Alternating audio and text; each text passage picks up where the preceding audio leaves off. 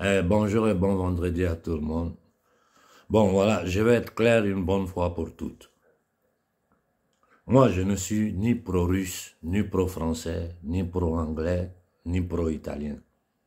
Moi, je suis pour la liberté, la dignité du peuple africain, in primis, et en second point, la dignité de tous les peuples du monde. J'ai une vision du monde, vous pouvez me prendre pour un utopique, tout ce que vous voulez. Mais moi, je sais que l'être humain, dans son essence, est né pour vivre en communauté.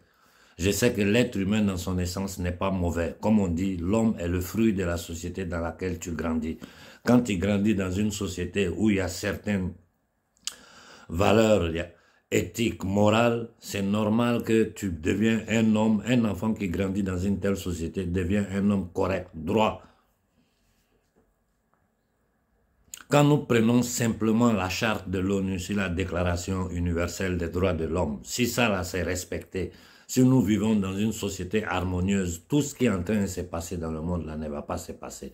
Donc il faut arrêter de me classifier comme un pro-tel, un pro-tel. Non, moi je suis pour l'Afrique, pour la liberté de l'Afrique, qui vit un état d'esclavage depuis 600 ans, et pour la liberté de tous les peuples du monde, parce que j'ai compris le système qui est derrière la souffrance humaine.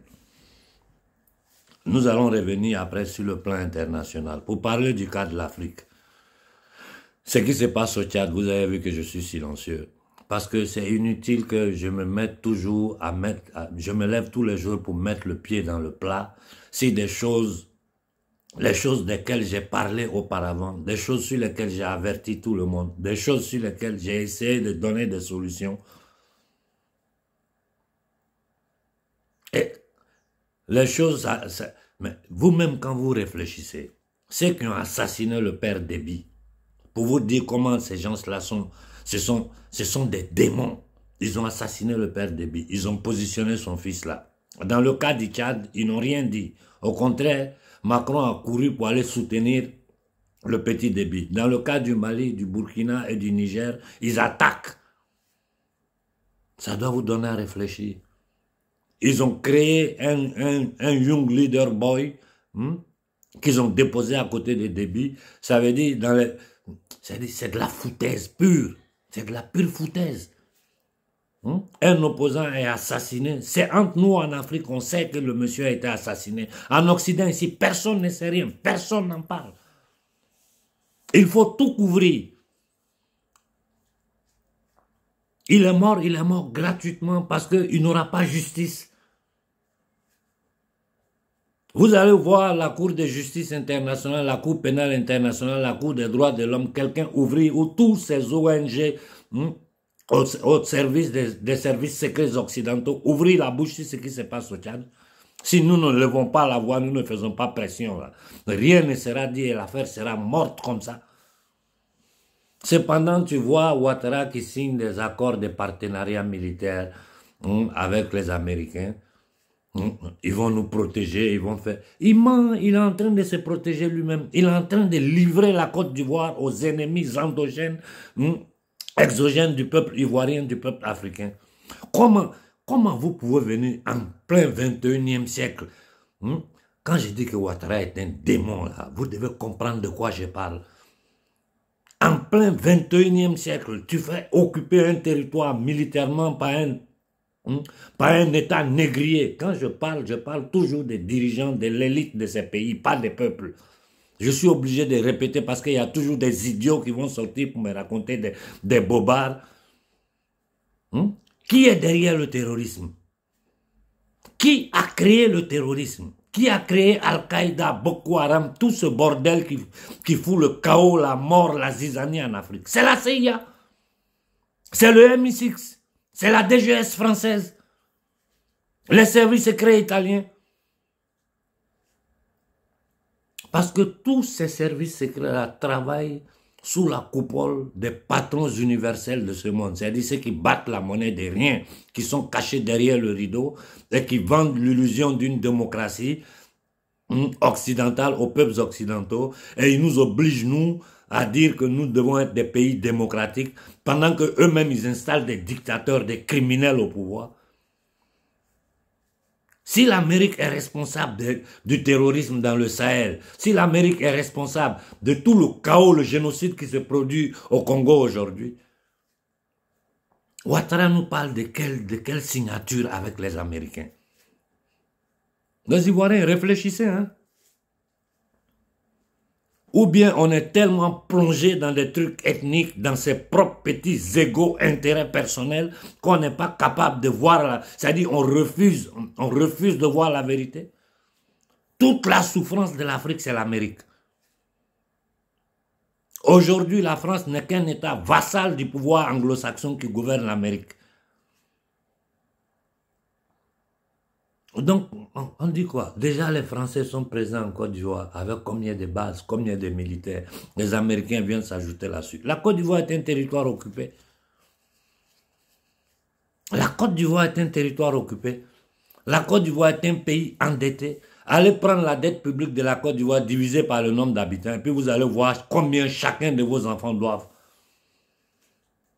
Voilà pourquoi je me suis dit, mais je ne comprends pas pourquoi au Niger, on permet à l'Africom, c'est-à-dire le commandement de l'OTAN, dirigé par les Américains, de rester sur le sol du Niger, alors que ce sont eux qui sont derrière le terrorisme. C'est simple, ils menacent nos dirigeants. Ils menacent nos dirigeants.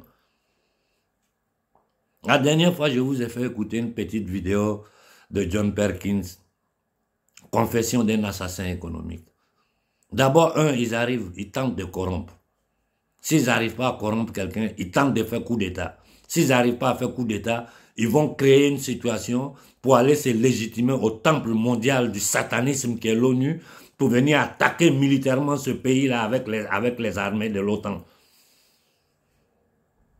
J'ai écouté les analyses de certaines personnes sur l'Algérie, mais moi je dis, ou bien ils font exprès, moi je ne comprends pas, non.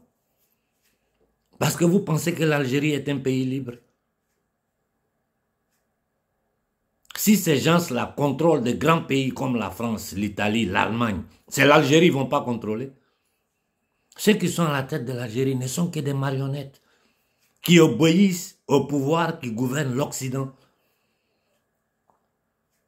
Voilà la simple vérité. Tout ce que les gens vont vous dire à côté là, ils sont en train de vous divertir. Je suis sorti de presque tous les groupes parce que j'en ai la tête pleine de voir des idiots utiles ou des idiots inutiles bavarder, poster des vidéos à droite, à gauche, des lectures superficielles. Il faut toucher le système dans son cœur. Et le cœur du système se trouve dans le système monétaire, économique et financier. Voilà pourquoi ces derniers jours, je suis en train de demander à qui l'humanité doit 307 000 milliards de dollars. Ça veut dire que tous les gouvernements du monde sont incapables. C'est ce que ça signifie. Si tous les pays du monde sont endettés, ça veut dire que tous les gouvernements du monde sont incapables, ils ont tous échoué, ou bien ça veut dire qu'il y a un système qui est fait de telle sorte pour endetter tous les pays du monde. Donc on est dans une monnaie dette. Et qui endette le monde? Qui a créé ce système? Comment ce système fonctionne? Si vous arrivez à répondre à ces questions, vous allez comprendre le pourquoi de toutes les guerres dans ce monde. Je vous ai dit, ce ne sont que des guerres pour les matières premières, pour contrôler les richesses de l'Afrique, de toute l'humanité. Et derrière ça, il y a une secte satanique. Ce que j'appelle les entités démoniaques, les marchands de la monnaie, de la dette et de la mort. Ceux qui créent le terrorisme, Ouattara signe des contrats. C'est parce qu'ils se disent les Africains sont idiots. C'est tout. C'est ce que ça signifie. Les Africains, c'est des idiots. On peut faire ce qu'on veut. Les dirigeants sont des vendus. Ouattara qui a endetté la Côte d'Ivoire, où la Côte d'Ivoire ne pourra jamais payer ces crédits-là. C'est pas possible de les payer. Donc ça veut dire qu'ils vont prendre contrôle de toutes les richesses de la Côte d'Ivoire. Ils ont privatisé le pays. Au Niger, on est là, on regarde les Américains, ils ont leur base là, les drones, ils sont en train de fouiller dans le sous-sol du Niger. Et les gens sont concentrés sur la France. Ça, c'est pour dévier les gens.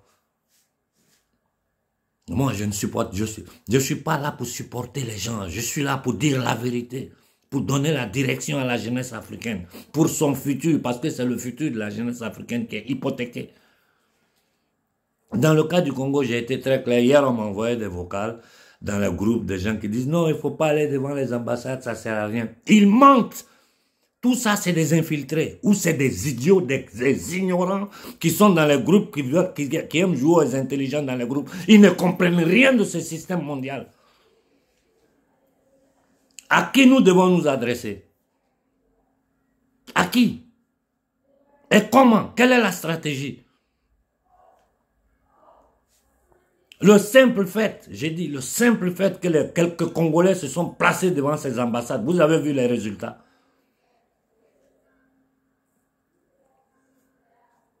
Comment nous allons faire sentir notre voix sur le chéquier international si ce n'est pas en nous adressant directement aux ennemis exogènes de l'Afrique? Et c'est devant leurs représentants diplomatiques que nous devons aller parler. Parce que c'est eux, c'est l'ambassade des États-Unis au Congo, c'est les États-Unis au Congo. Et nous savons que ce sont les... J'ai posté le dernier discours de Kabila, c'est ici, je l'ai posté un peu partout, vous pouvez aller l'écouter. L'Amérique n'est que le bras armé des marchands de la monnaie, de la dette et de la mort. L'ONU qui travaille aujourd'hui avec le World Episcopal Forum ne sont que des instruments pour légaliser leur banditisme dans le monde. La façon dont nous sommes séquestrés en Afrique, c'est de la même façon que les pays arabes sont séquestrés, c'est de la même façon que l'Europe est séquestrée. Je vous dis, dans un petit pays comme l'Italie, il y a plus de 100 bases militaires américaines. Ce sont les Américains qui choisissent qui vient au pouvoir en Italie. Imaginez-vous chez nous en Afrique. Personne ne vous dit la vérité. Les gens sont là, tout le monde est dans ses affaires. Les gens sont dans leurs affaires. Souvent, moi-même, je m'assois, je réfléchis, je dis, mais qu'on arrête tout le monde en train de manger. Toi, on te propose tout. Il faut manger aussi. Mais ma conscience ne me le permet pas. Parce que le matin, si je me lève pour aller aux toilettes, quand je vais me regarder dans le miroir, comment je vais faire pour me regarder? Sachant que je suis en train de m'enrichir sur le dos des gens qui comptent sur moi. Je ne peux pas le faire, je préfère abandonner. On nous parle au Niger de coopération avec l'Union européenne. L'Union européenne vient coopérer au Niger et l'Union européenne ne parle pas du franc CFA, qui est un crime contre l'humanité. Avant de venir coopérer avec nous, là, ce qui nous tient en état d'esclavage moderne que le franc CFA, pourquoi l'Union européenne n'en parle pas? Au contraire, ils ont arrimé le franc CFA à l'euro, qui est une monnaie privée, qui n'est pas une monnaie des peuples occidentaux. Comme le dollar est une monnaie privée. Ça veut dire qu'il y a des privés, quand la monnaie normalement doit être propriétaire du peuple, propriété des peuples, il y a des privés qui se sont donné le droit, se sont érogés le droit de battre la monnaie et de le prêter à toute l'humanité. Un petit groupe de personnes.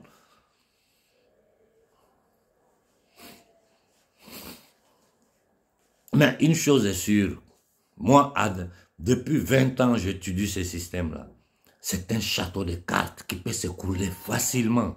Il faut toucher le système dans son talon d'Achille, si c'est point sensible. Il faut que l'humanité commence à comprendre que toutes ces dettes que nous avons là, nous devons ça à des privés, à des familles bien définies. Tout le monde sait qui ils sont. Et tout le monde refuse de parler d'eux. À des groupes de pouvoir, nous savons qui sont ceux qui sont derrière BlackRock, Vanguard. Un organisme comme la CIA a été créé par des nazis. L'Union européenne est une création de la CIA. C'est une destruction à échelle planétaire qu'ils sont en train de faire. Regardez ce que la France est en train de devenir.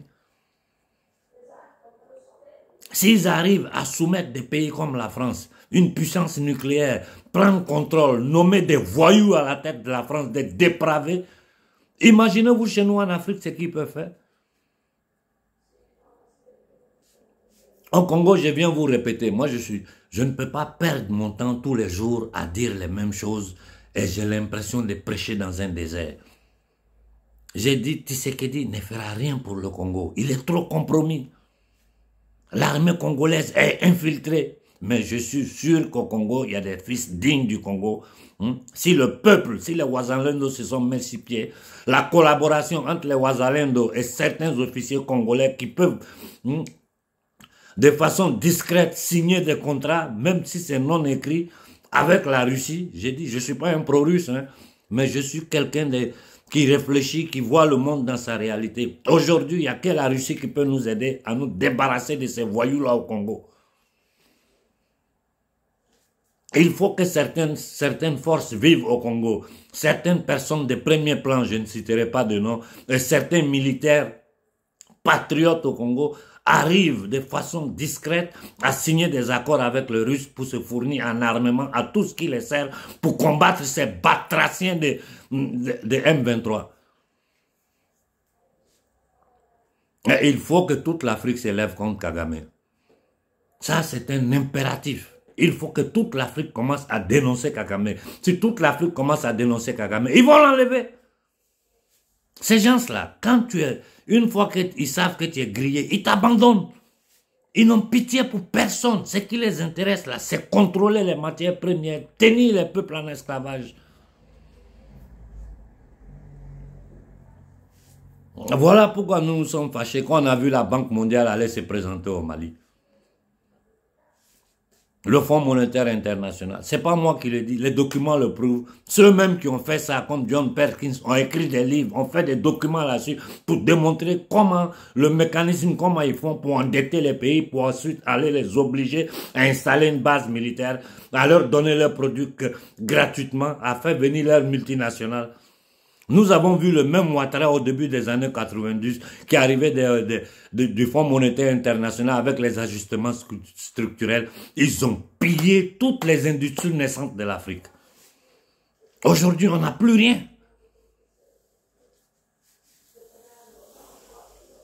Et je vais ouvrir une parenthèse. J'ai vu des petites manifestations au Mali sur l'électricité des gens. J'ai dit, c'est moi qui suis venu publiquement demander pardon au colonel Koïta pour libérer le frère Ben. Mais j'ai dit au colonel Koïta, ces gens-là, ils sont pilotés par des ennemis endogènes et exogènes. C'est le pouvoir malien qui veut le faire tomber. Vous êtes au Mali depuis 75 ans, vous êtes dans la pauvreté. En quelques années, les gens se lèvent pour tenter de faire quelque chose timidement parce qu'ils sont menacés. Et vous vous levez, non, nous n'avons pas courant, on n'a pas... Vous avez eu jamais quoi au Mali? Vous n'avez rien au Mali. Celui qui avait tenté de faire décoller le Mali, qui est Modibo Keïta, ils l'ont enculé jusqu'à faire un coup d'État avec un mercenaire de la Légion étrangère française. Le mettre en prison, l'empoisonner, le tuer là-bas.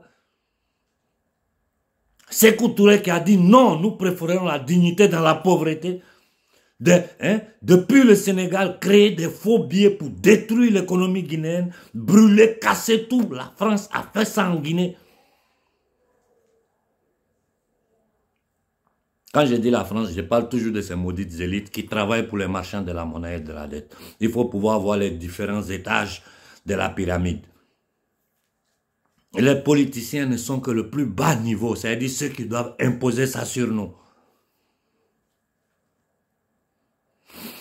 Donnez-moi une solution. Vous pensez que ceux-ci assistent devant les télévisions ou bien dans les groupes là à bavarder du matin au soir que nous allons résoudre le problème de l'Afrique? Non. Parce qu'ici en Occident, rien n'est nécessaire.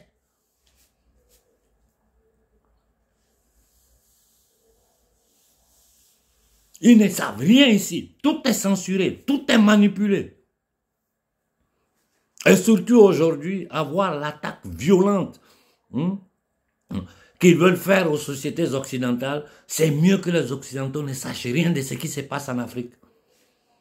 Parce que s'ils commencent à comprendre ce qui se passe en Afrique, ils vont faire le parallèle, dire, donc, ce qu'ils sont en train de nous faire ici, ils sont en train de faire la même chose en Afrique, avec les plans de dépopulation mondiale, avec l'inoculation de masse, avec le déversement d'armes biologiques sur toutes les populations du monde pour les tuer et les obliger à se faire inoculer un produit qui est encore aujourd'hui sous secret militaire, sous secret d'État.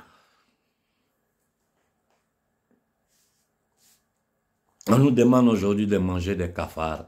On nous impose des paradigmes de dépravation totale. Ils sont en train de détruire les jeunes enfants, c'est-à-dire les enfants dans leur intérieur depuis le bas âge, avec toute cette propagande, mais c'est du n'importe quoi.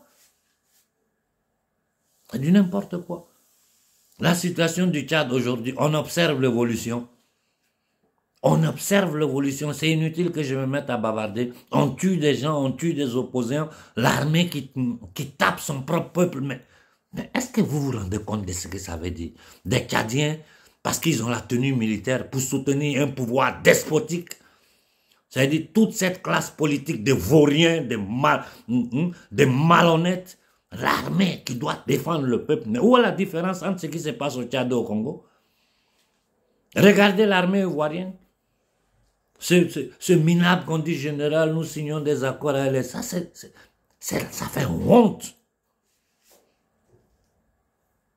Je vous ai dit, je le répète, en 3 ans, ce que Sankara a fait en Afrique, en 75 ans, aucun dirigeant n'a pu le faire. Il a retrouché les manches, il a mis son peuple au travail.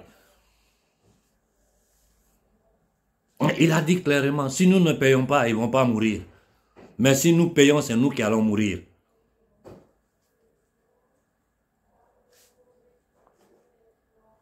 Il faut toucher le système dans son cœur.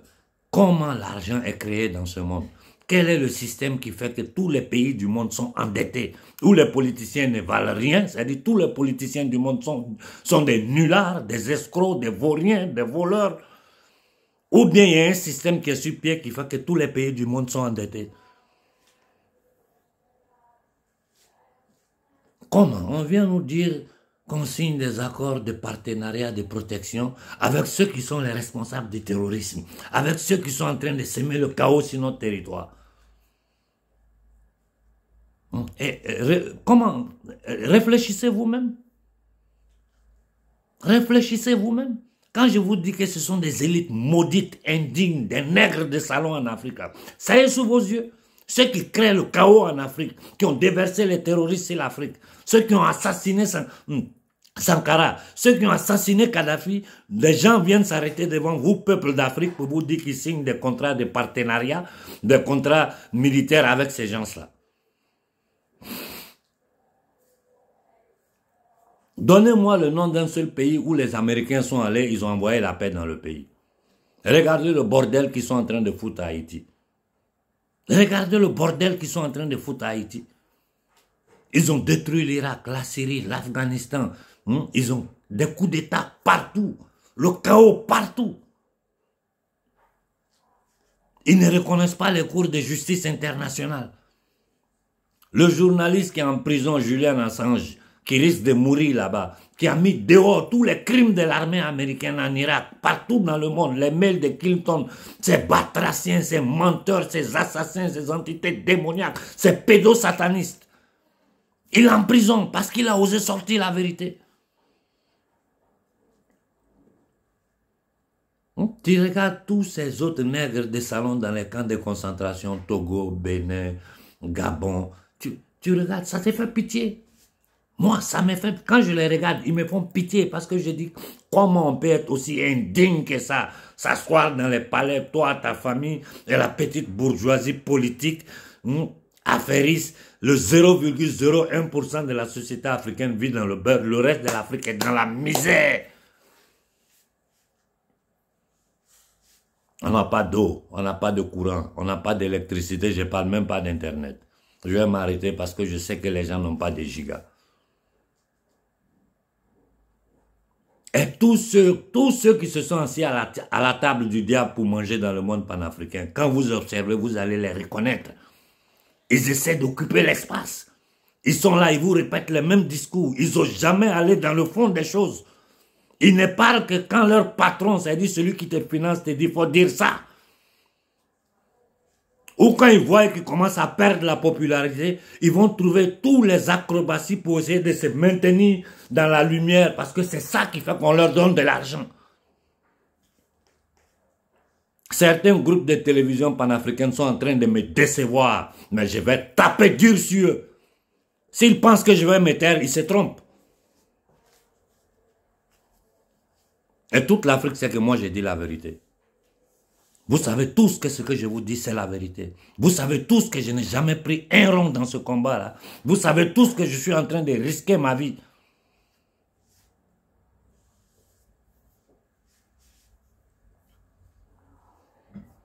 Ça, c'est ce qui regarde l'Afrique. Ici en Occident, quand je m'adresse à nos frères français, il faut que vous lisez la réalité de ce qui se passe en France. Vous-même, vous voyez ce que Macron est en train de vous combiner. Il est arrivé jusqu'au point de vouloir traîner la France dans un conflit dans lequel la France ne peut pas gagner. Ce n'est pas moi qui le dis, ce sont les spécialistes français qui le disent. Quelles sont les capacités de l'armée française? L'armée française peut agir en Afrique. Mais contre un État comme la Russie, vous avez tous écouté le dernier discours de Poutine.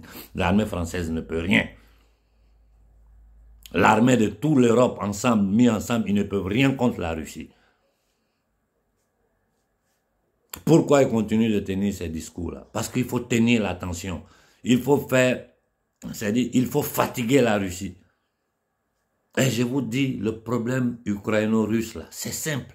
Dans leur projet, c'était diviser la Fédération de Russie en trois. Ils ont cassé l'Union soviétique, qu'eux-mêmes, ils ont créée. Ce sont les marchands de la monnaie et de la dette qui sont derrière la création de l'URSS. Allez faire un peu de recherche, vous allez comprendre beaucoup de choses. Ils l'ont détruit en 90 avec la complicité de l'Église catholique. Et Poutine, qui était un homme de système, c'est-à-dire, Poutine était citoyen d'honneur de la Cité de Londres. À un certain point, il a tapé la main sur la table parce que le pouvoir profond russe a compris que s'il ne réagissait pas, les pays allaient être balkanisés. À 3 reprises, Poutine a parlé. Allez écouter ses discours. Ces mêmes Américains-là, ce sont eux qui ont fait les révolutions colorées partout dans le monde. Ce sont eux qui l'ont fait en Ukraine. Pour placer des vauriens, des nazis au pouvoir, pour nous traîner dans la situation dans laquelle on se trouve. Et qui est derrière tout ça? Ce sont ceux qui fabriquent l'argent, faux argent, l'argent, la planche à billets, là, qui n'a pas de valeur, là, ceux qui sont derrière ça.